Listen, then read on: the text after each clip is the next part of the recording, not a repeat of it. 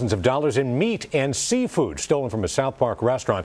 Cafe Monte has been named one of the top 10 restaurants in Charlotte. Our Glenn Couch with the exclusive story live from SouthPark this evening. Glenn, how'd the thieves pull this one off? Well, Dave, this is a very unusual case. Of course, it's not unusual to have break-ins here in the SouthPark area, but for somebody to go through all the trouble to, in effect, raid a restaurant freezer is definitely unusual. And when you hear what they took, definitely enough to make your mouth water. If you can't get to Paris, you can always come to the Cafe Monte.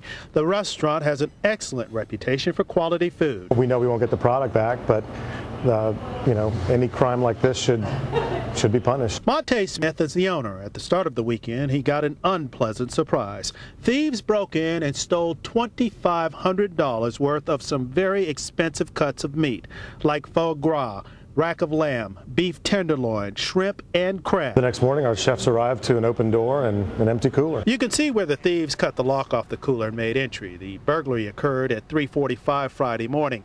Investigators say this caper required some planning or a big freezer. I would assume that if somebody goes to this effort to take this amount of property, that they would already have a market for it. It was a big inconvenience. In fact, we ran off and had to restock our shelves immediately because we were going into a busy weekend.